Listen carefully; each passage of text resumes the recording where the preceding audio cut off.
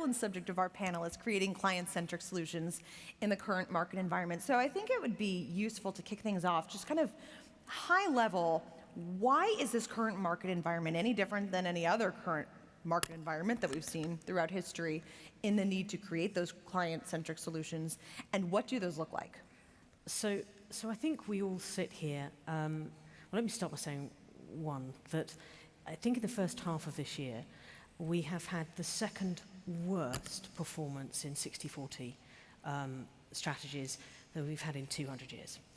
The first, the top of the leaderboard there, is in the Great Depression. We have these macro events, and whether it's stagflation or whether it's inflation, whether it's war raging, literally, in the land in Europe, whether we have social dissonance in utility bills and in the heat or eat piece, and we have overlays of macro environments that are just very tricky and difficult in supply chains.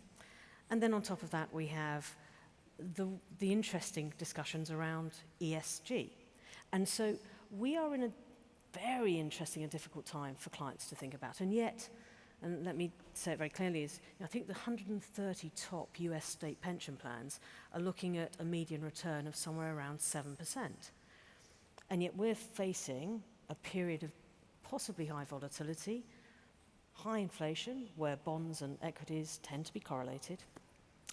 And if you return to the 70s, which I'm not saying we should do for any number of different reasons, and it may not be right to say that that's the right period to look to, but if you do look at that, you had 10 years of very unexciting economic delivery, certainly nowhere near 7%.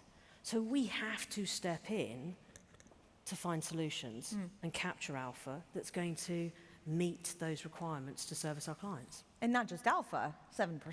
Correct. Because if you look at the hedge fund data from this year, most, or at least on average, are outperforming, depends on the strategy, but most are outperforming the S&P and an index of government investment grade bonds, but still in the red. Correct. So is that good enough? I think we all think that we need to do better. I think if you look at, it's very difficult to generalize across all hedge funds, right? It's always one of those things. All hedge funds, in the average, do this. There have been outperformers in there, and there have been those that have had concentrated portfolios that are obviously suffering in this space, that have traveled with growth and momentum. If you are not in that growth and momentum, if you can identify those factors, if you can find those sources of data which enable you that edge to find real return and alpha, I think you're in a different place entirely. So you mentioned pension funds. Yep. But LPs are not monolithic. Everybody has different needs. Everybody has different desires. And in a world where you've got this confluence of events that just makes things increasingly more challenging, how do you make things client-centric while also making sure that you're capturing economies of scale and being able to, be efficient with your business model? It's a great question. I think the reality for someone like Man Group is we have enormous resource and experience. It's 200 years, but I would put a strong marker at about 35 years worth of experience in tech and quant and data science and data capture. And that does put you in a position where you're able to scale and move. What you're looking for, organizations that can pivot quickly, can understand where correlations are working or where they're not working anymore, and can adapt strategies to deliver. It is much harder if you are in a smaller organization to be able to move that quickly and to be able to consume the data and consume the input needed to think about strategies. I think the other piece of the puzzle here is working with clients. It's not like you can turn up, I think, to a client meeting and have a single answer. Here we go. This is the answer to your problem. The reason I think this is about client-centric solutions is to not be a product pusher, but to be a product provider to clients, to hear what they have to say. And I was talking to a very senior member of a very large pension plan just 2 days ago. It's about sitting down and learning from each other as well. It's about bringing the best of your client organization to the best of your own organization, and then working through what we need to do. Portfolio construction, what are you trying to achieve? What is your current exposure? What is your view on ESG? What is your view on what you're trying to achieve? And there is a real challenge for our pension providers at the moment with the immediacy of trying to provide returns alongside their other goal of intergenerational equity, of trying to invest for the long term, of the future of what they need to deliver. What's an example of a conversation you've had with an LP, be it a pension fund or another type of investor, where you learned from them and then applied that to your own investment decisions or your own business decisions? I think a very interesting conversation we had, and this was, I don't want to understate it, it was a 2-year conversation. It's not like it was not a one and done conversation. It was a 2-year set of conversations where we were looking at how climate would impact the operations of issuers. Where were they, and how would we think about potential climate impact as we see changing weather patterns? And so, long story short, and it was a very long story, and this is doing it an injustice, we managed to develop a model as part of this strategy, of which there were many other parts to it, which enabled us to look at climate impact within a 10 square kilometre radius, which enabled a different version of how to think about issuers and their exposure to what we're seeing in changing weather patterns. It was a risk piece. It was something they were keen to explore, and as we discussed it, it was out of those discussions that became part of the strategy. It's now one of the biggest strategies out there. So that is where you get the benefit of working with clients, and rather than the need to somehow be the answer in the room, I think humility is part of these discussions. So you mentioned climate, obviously. ESG, you have a very strong background in that world, having most recently served as the head of ESG for Man Group before ascending to the role of president a few months ago. ESG has increasingly become controversial, I think, in a way where much of your tenure, it was more of something that people were interested in learning more about, trying to figure out. What do you make of the recent controversy? What are you hearing from clients with regard to the desire for ESG in its current iteration and the potential for changes over time? Again, it's another very interesting piece as you see the development arc. I am not here to wax lyrical in an evangelical way. I'm not here to present my personal view on these matters, but we are here to navigate what it does mean to clients, and clients are thinking about this. I find it quite interesting that there is such controversy in some ways, because the way that we think about it is rather less, it's not an ideology, it's a risk factor. It's something that we as investment managers are trained to do. It's what we do, is manage risk, and we manage risk in all of its forms. To suggest that it isn't a risk for some people, as models move, as energy prices increase, as renewables decrease potentially in relative sense, in thinking about supply chains, you can see that we are experiencing huge changes in our supply chains because literally people can't move goods and services from one place to another. So it's our job to ensure that we're capturing the full array of risks as we're thinking about investing, and we think about it in that format.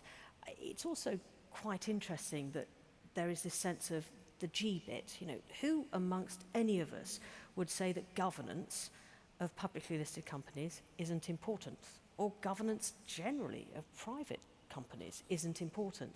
That's the heart of this sort of concept. So the conflation is both real in the sense that if you think about climate, it certainly impacts society and it certainly impacts governance, but you can also think about it in the vertical, and you can think about it in terms of how would you put a board to test, and that is about engagement, and that is about stewardship, and that is about part of what we all do as owners of equity and in deploying of our capital. I think critics would say that there's been some risk created in the current environment by focusing so much on ESG and underinvesting on certain energy sources and leaving society vulnerable to some sort of geopolitical shock, which is what we've seen take place.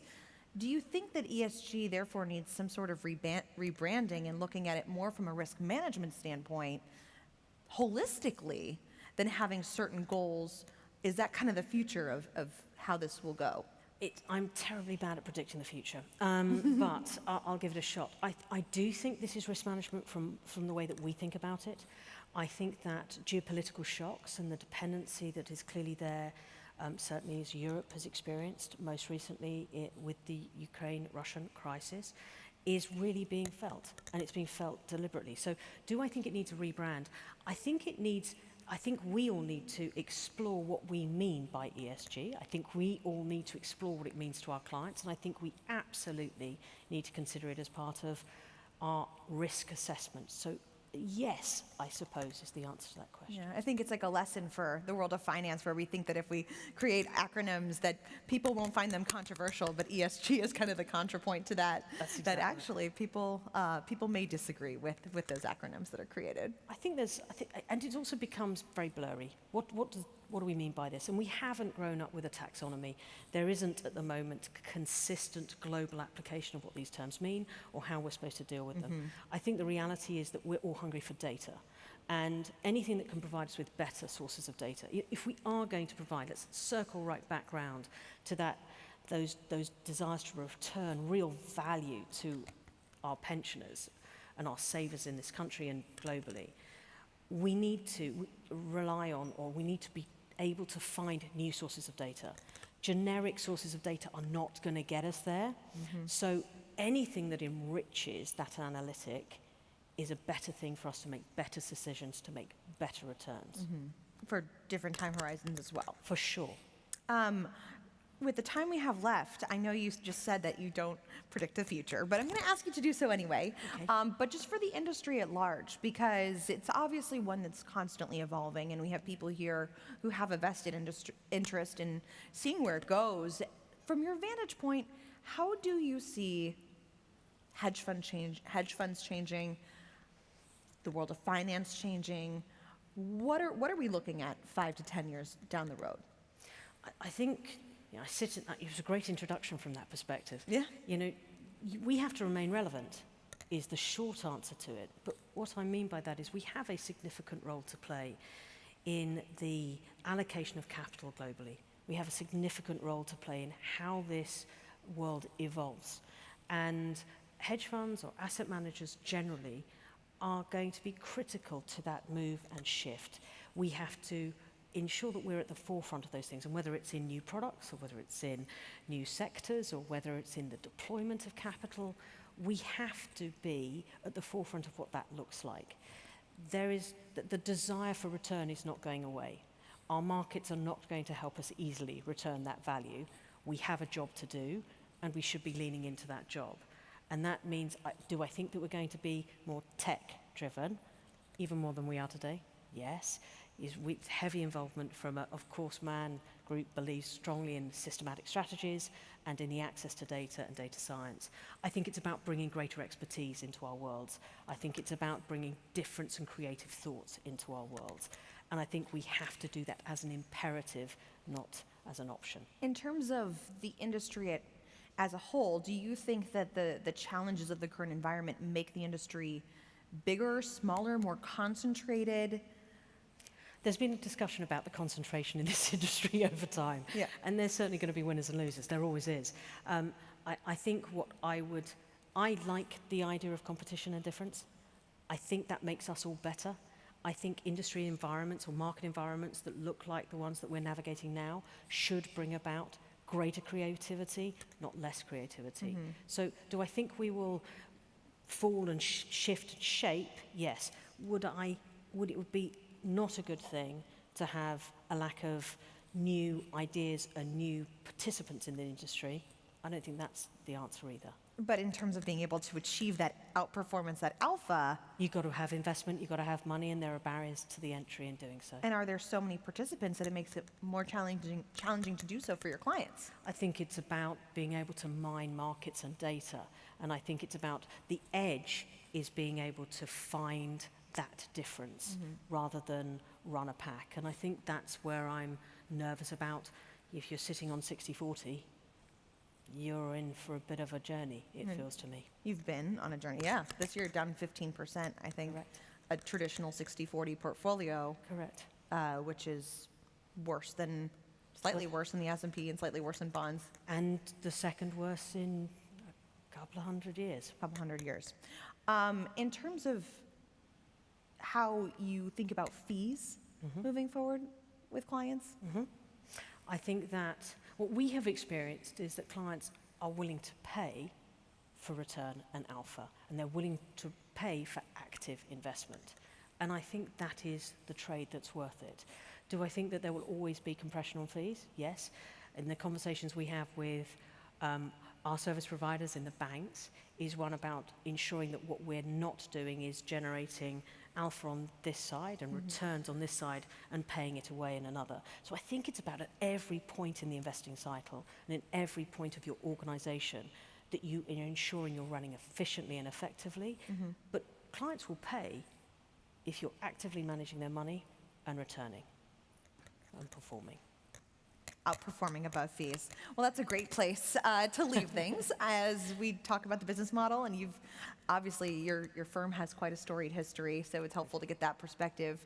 As we look at where things are going from here. So, Robyn, thank you so much. Thank you, Leslie. Thank you very all. much.